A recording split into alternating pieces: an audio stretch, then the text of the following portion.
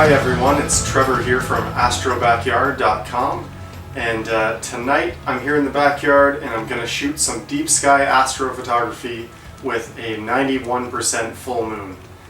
It's Wednesday, July 5th, and it's a very hot night here in Canada, and as you can see, the bugs are out and it's going to be a sweaty night. With that being said, the target I've chosen is a great choice for beginners because it is very bright, colorful, and it will even show up on a bright night like tonight.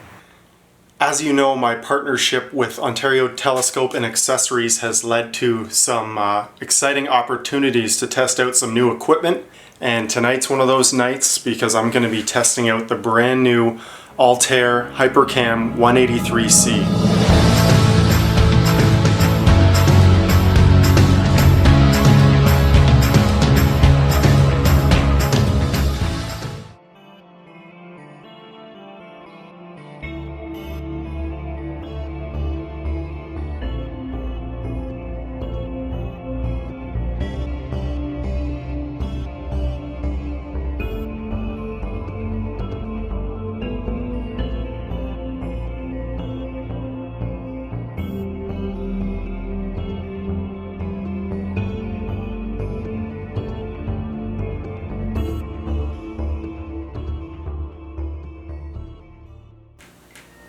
I just heard something scratching around in the backyard, and I can't tell if it's on the roof of my garage or on the fence. And it sounds heavy and, like I said, scratching. So it must be raccoons, they're not so bad. They're actually, the scariest thing about raccoons is that they're really brave. So they'll walk right up to you if you have food lying around, and sometimes they like to eat chips. Anyways, I don't hear them now. So let's talk about tonight's deep sky target. And that is M27, the Dumbbell Nebula. It does not look like a dumbbell to me, it looks like an apple core. Let me know in the comments if you think so too. For deep sky objects, sometimes you see the common name and then also referred to as, and I'm just waiting to find a reference saying that it looks like an apple core. So somebody please agree with me. I just heard the scratch again. Whoa! I have chills right now just because it just creeped me out so much. There's something in the garage. It's a fucking giant bug. Oh my god, look at it. What the hell is that thing? Wow. So I'm capturing some images on the Dumbbell Nebula now, M27, and I'm using SharpCap for camera control this time. At this point, it's the best option with the Altair Hypercam 183C.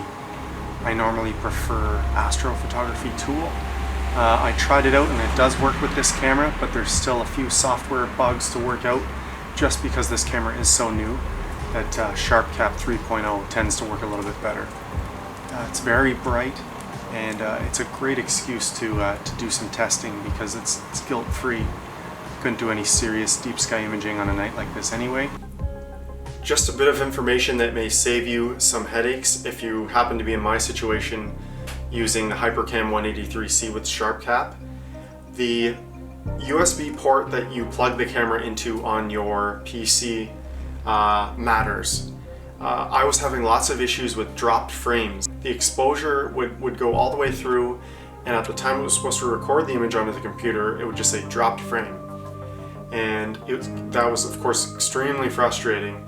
And then the giveaway for me was I plugged the camera into the same USB port I usually use for my imaging camera, the DSLR, and a little tooltip came up on Windows saying this device can perform faster. And I thought they were all USB 2.0 ports. I know they're not 3.0, it's an old laptop. So sure enough, I plugged it into the other port on my laptop, and that tooltip did not pop up, and sure enough that corrected the issue and no more drop frames. With these new cameras, with these high resolution, I mean they're 5400 pixels wide, it's a 20 megapixel camera, they're large 32 megabyte images, so the transfer speed and it's extremely important. So if you don't have that set up correctly, you're going to have some frustrations. It's a new issue for me dealing with a camera like this, and I think that information may save you some headaches. I want these videos to be as useful as possible for people looking for information about astrophotography. I also want them to be entertaining, so I don't want to go on and on about all the minute details of every imaging session. So that information's on the blog, but let me know in the comments what you thought of this video information-wise. If you need more, there should be less. I'm sure there'll be lots of opinions. But if you want to see what the individual image frames look like that are being captured live right now, I'll take you outside. So there's the dumbbell. It's a 2-minute exposure in SharpCap. Get a lot of questions about PhD2 guiding as well. So here's a look at my graph. Yep, sawtooth design, or pattern I should say. So my total error is 0.26. This is a typical graph for me. And as you can see, I'm using a 1.5 second guide camera exposure, and this actually works quite well for me despite the sawtooth pattern there in the graph. This produces pretty round stars. One last thing.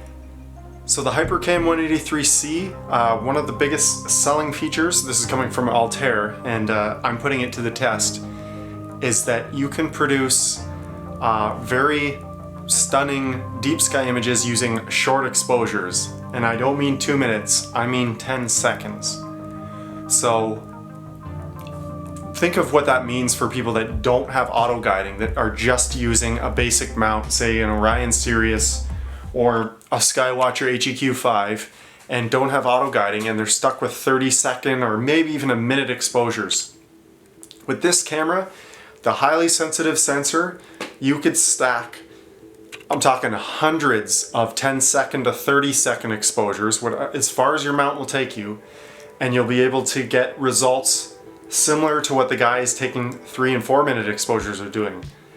I haven't tested this exactly, but I will say that this Dumbbell Nebula is using only 60-second and 2-minute exposures, shorter than I would ever normally take with a DSLR. So you be the judge when you see the final image.